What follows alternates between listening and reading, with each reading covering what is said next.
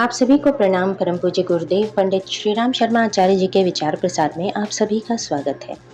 धर्म तंत्र से लोक शिक्षण, इस श्रृंखला में आज का शीर्षक है गहना कर्मणो गति।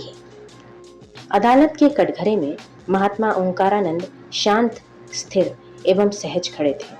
उन्होंने अपने बचाव के लिए न तो कोई वकील किया था और न स्वयं अपने ऊपर लगाए गए आरोपों का कोई प्रतिवाद कर रहे थे, जबकि उन पर लगाए गए आरोप अत्यंत गंभीर थे और उनके बदले उन्हें आजीवन कारावास या फिर फांसी तक हो सकती थी। उनके अपने लोग अत्यंत उद्वेलित, परेशान व बेचैन थे, परंतु महात्मा ओंकारानंद शांत एवं निश्चिंत थे। अदालत में जज के सामने प्रस्तुत साक्ष्य बहुत स्पष्ट तो नहीं थे, परंतु स्पष्ट सबूतों के अभाव में ही उनसे द्वेष रखने वाले कुछ लोगों ने उन्हें अदालत में एक महंत की हत्या के आरोप में लाकर खड़ा कर दिया था। महंत के अनुयायियों के अलावा कोई ये स्वीकारने को तैयार नहीं था कि महात्मा जी, जो इतने सेवाभावी, उदार, करुण हृदय एवं सदाचारी थे, वे हत्या जैसा जघन्य कृत्य कैसे कर सकते थे। उन्होंने तो महात्मा जी को पापी से पापी व्यक्ति को भी सहृदय क्षमा करते देखा था और उनके द्वारा किसी अपराध किए जाने की कल्पना भी उनके लिए दुष्कर थी। परंतु कानून तो कानून होता है, वो भावना नहीं, सबूत देखता है और सबूत के आधार पर ही फैसला सुनाता है। जन भावना के विपरीत सबूत कुछ ऐसे तरीके से प्रस्तुत किए गए थे कि वे महात्मा जी को आरोपी सिद्ध कर सकते थे। इन्हीं सारे सबूतों के आधार पर विरोधी पक्ष का वकील दलीलें दे रहा था। जज साहब, ये महात्मा नहीं, एक हत्यारा है। इसी ने आश्रम के महंत की हत्या की है। यह व्यक्ति महात्मा के वेश में एक जघन्य अपराधी है। इसने आश्रम की संपत्ति को हड़पने के लिए बड़े ही योजनाबद्ध तरीके से इस घोर कर्म को अंजाम दिया है। यह अत्यंत लोभी एवं लालची है। प्रत्यक्ष में जो ये दिखता है, दरअसल ऐसा है नहीं। इसकी सादगी को देखकर लोग इससे प्रभावित हो उठते हैं, जबकि परोक्ष रूप से यह महंत की हत्या का षड्यंत्र बनाता रहा है और इसने ही इस कार्य को अंजाम दिया है। महात्मा ओंकारानंद में वकील की दलीलों को सुनकर संसार के प्रति और भी अधिक वैराग्य पैदा हो रहा था। उन्हें दिख रहा था कि लोग कैसे छल छद्म का सहारा लेकर अपने स्वार्थ एवं अहंकार को साधते हैं। अपने स्वार्थ एवं अहंकार के लिए लोग कैसे धर्म, सदाचार एवं मानवीय मूल्यों को तिलांजलि देते हैं। मैं और मेरा, ये दो शब्द ही यहाँ जीवन का आधार बन गए हैं और इनके लिए इंसान कुछ भी करने से नहीं चूकता है। परंतु इन सब के बीच वे यह भी देख रहे थे कि कर्म की गति बड़ी गहन होती है और इस गहन कर्म गति से कोई नहीं बचता है। कर्म ही उसे ताज देता है और कर्म ही है जो अदालत में इस तरह कटघरे में खड़ा करता है। महात्मा जी जानते थे कि एक दुष्कर कर्म ही उन्हें यहाँ तक खींच लाया है और आज एक अन्य शुभ कर्म के कारण वे यहाँ से बच भी निकलेंगे। चूंकि महात्मा जी ने स्वयं के बचाव के लिए कोई वकील नहीं किया था, इसलिए कानून की नज़र में मामला एक पक्षीय जैसा था। केवल विरोधी वकील अपनी दलीलों को निर्लज्जता से प्रस्तुत करता दिखाई पड़ रहा था। वकील की दी गई दलीलें लोगों को व्यथित कर रही थीं। लोगों ने महात्मा को बहुत समझाया कि उनके लिए अच्छे से अच्छे वकील किए जाएं, परंतु महात्मा ने सभी लोगों को आश्वस्त करते हुए कहा, तुम लोग परेशान मत हो, मुझे कुछ नहीं होगा। जिस कर्म के कारण मेरी यह गति हो रही है, उसी कर्म से मेरी मुक्ति भी होगी। ये बात तुम्हें समझ में नहीं आएगी, परंतु उन प्रभु को मैं जानता हूँ, वो मुझ पर निश्चित रूप से कृपा करेंगे। वकील की दलीलों को सुन चुके जज एक भले एवं नेक इंसान थे। ऐसा प्रसिद्ध था कि उनके हाथों कभी किसी निर्दोष को सजा नहीं मिली है, फिर चाहे उसके विरुद्ध कितने भी झूठे सबूत क्यों ना हो। इसलिए लोग उन्हें आदर एवं सम्मान देते थे।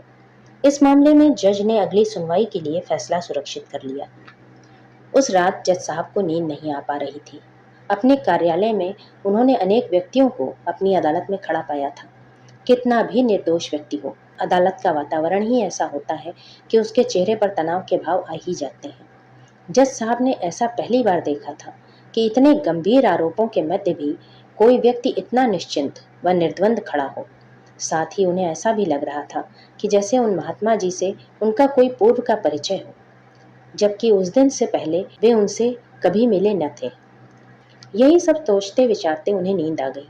स्वप्न में उन्होंने देखा कि कोई दिव्य पुरुष उन्हें संबोधित करते हुए कह रहा है, पुत्र, वो महात्मा अपराधी नहीं, निर्दोष है। उससे तुम्हारा पूर्व जन्म का संबंध है। यदि तुम्हें उसके निर्दोष होने का साक्ष्य प्राप्त करना हो तो महंत के यहाँ कार्यरत लेखाकार को अलग बुलाकर पूछताछ करो। अगले दिन अदालत की कार्रवाई प्रारंभ होने से पूर्व जज साहब ने अपने सहायक को महंत के लेखाकार को बुलाने को कहा। उसके साथ ही उन्होंने क्षेत्र के पुलिस अधीक्षक को भी वहीं बुला लिया। पुलिस अधीक्षक को लेखाकार से प्रश्न पूछते ज्यादा समय गुजरा भी न था कि घबराए हुए लेखाकार ने अपना अपराध स्वीकार कर लिया। महंत की संपत्ति के लिए उसी ने उनकी हत्या की थी और महात्मा जी के विरुद्ध सारे सबूत भी उसी ने जुटाए थे। उसे कल्पना भी न थी कि अदालत में उसे बुलाया जाएगा और आज औचक पूछताछ होते ही उसे अपना जुर्म कबूलना पड़ा। अदालत की अग्रिम कार्रवाई तो बस औपचारिकता ही रह गई। जज ने फैसला सुनाया कि महात्मा जी निर्दोष हैं और अदालत उन्हें ससम्मान बरी करती है। जज के इस फैसले का सभी ने स्वागत किया और अपने अपने घरों को लौट गए।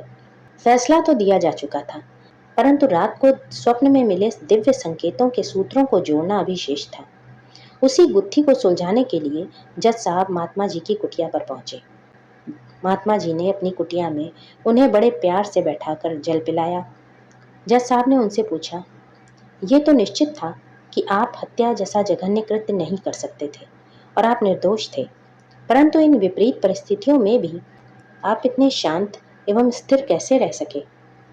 महात्मा जी ने उत्तर दिया, शांति एवं स्थिरता अन्य लोगों के आपको दोषी अथवा निर्दोष करार देने से नहीं आती, वरन आत्मविश्वास व ईश्वर विश्वास से आती है।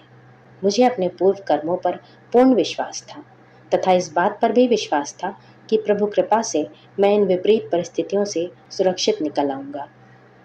महात्मा जी का उत्तर सुनने के पश्चात जज साहब ने उन्हें रात्रि में आए स्वप्न के विषय में बताया और उनसे पूछा कि क्या इस संदर्भ में महात्मा जी को भी कुछ संकेत मिले थे। उत्तर में महात्मा जी ने कहा, जज साहब, पिछले जन्म में हम दोनों एक ही गुरु के दो शिष्य थे और हमारे गुरु ने मुझे निश्चिंत कर दिया था कि वे आपके माध्यम से मुझे इस कर्म प्रारब्ध से मुक्त भी कर देंगे। मैंने देखा कि वे अदालत परिसर में सूक्ष्म रूप से उपस्थित थे और भला उनकी उपस्थिति में मैं परेशान कैसे होता। वे थे, आप थे और आपके माध्यम से हमें मुक्त कराने का प्रयास कर रहे थे। फिर मैं क्यों अपने बचाव का व्यर्थ प्रयास करता।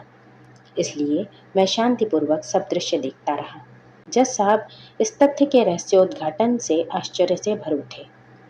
उन्हें अब समझ आया कि अदालत में महात्मा को देखकर उन्हें इतना सघन अपनापन क्यों लगता था और क्यों वे इतने निर्द्वंद्व और निश्चिंत थे। वे अपनी भावनाओं को रोक न सके और अपने गुरु भाई महात्मा के गले लग गए और उनकी आंखों से अश्रुधारा निकल पड़ी।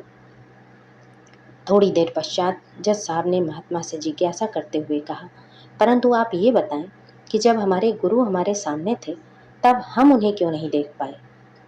महात्मा जी ने कहा, मित्र, आपकी दृष्टि और भाव अभी इतने सूक्ष्म नहीं हैं कि आप उन्हें देख सकें। जज ने कहा, मेरे जीवन में ऐसा परम सौभाग्य कब उदित होगा। महात्मा ने कहा, अपने कर्तव्य का पालन करते हुए समय की प्रतीक्षा करो। गुरु कृपा से जल्द ही आप भी सूक्ष्म दृष्टि को प्राप्त करके इसी जन्म में मुक्त हो जाएंगे। अपने जीवन की कर्म गति और उसके मर्म को समझकर गहना कर्मणो गति का बोध लिए दोनों गुरु भाई अपने अपने कर्म पथ पर बढ़ चले। इसी के साथ ही लेख यहीं समाप्त होता है। अखंड ज्योति, जनवरी सन 2016, पृष्ठ संख्या 20 एवं 21। आप सभी को अपना बहुमूल्य समय देने के लिए हृदय से आभार एवं अनगिनत धन्यवाद। सादर प्रणाम।